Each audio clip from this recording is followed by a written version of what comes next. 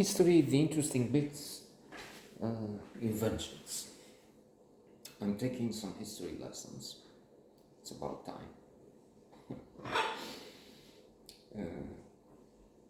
I mean, of course, it's in a way a challenge now because they dispute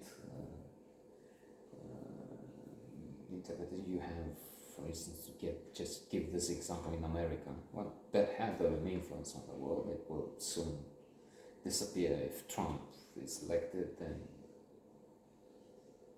the ones rejecting China, Russia, America will just keep on, and they have some reason. And the rest of us who look and say, "Oh, the greatest democracy, I want to live in America." Everything, West Side Story.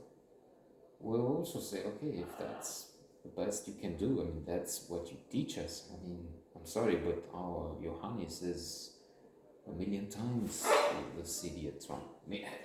Okay, so let me try and get back because I go so far that I forgot what was I talking about. Goodfellas, what am I? What is the note? So history, yes. You have on one extreme the scientists, Trump, those cavemen, okay, and their few supporters, just about 70 million. I understand this 50-50 chance now. Trump and Biden are equally placed to become the president. On the other hand, you have woke cancel culture, which is exaggerated in other words. So you have history seen from different. And then I was reading, in fact, it was not reading, and it was not The Economist, like in that joke.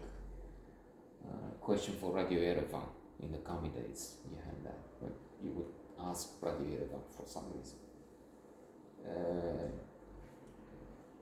Is it true that Mr. Ionescu Popescu, Ionescu is my name, Ionescu Popescu, like John Smith, okay, very common.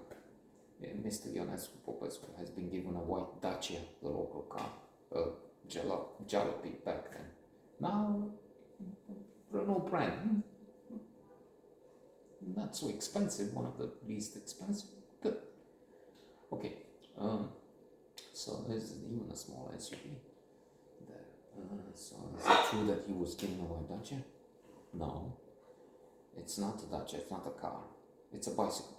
It's not white, it's black.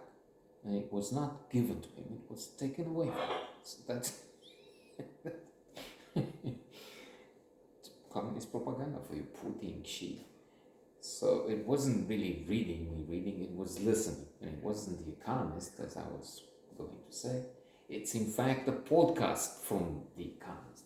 Anyway, so about China and this thing they have, they find some treasures in the South China Sea, and poof, evidence, this is ours. All that huge thing, which is disputed by Vietnam for good reason. The international court has ruled in favor of the Philippines. But then the idiot Duterte said it's a piece of paper, I'm not interested. So he just wanted to give his pieces of his country to China. Why not? When you're a stupid motherfucker, what can you do? You act like Trump, Bolsonaro, Maduro, Lula, another idiot, Kim, and we're going on for 20 hours like that. So, what was I saying? Right. China, they find something, okay, so they navigated that and it's theirs. Really? I mean, because you just sailed through here? So you have this look of history, that was my point. Mystify this topic. One wonderful book, too, that we mentioned. And this is interesting, this series, by the way. I had a few notes on that. Yeah. Well, it's not a real thing. It's what you should do. You should take good, solid history books and read them. But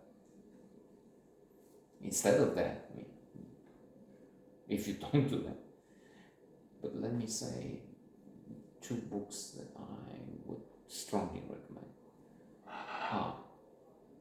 First of all, Why the West Rules for Now, Ian Morris, in which he looks at China. Okay, China, how the conquistadors could have met with Chinese, but then they had, let's not get into it.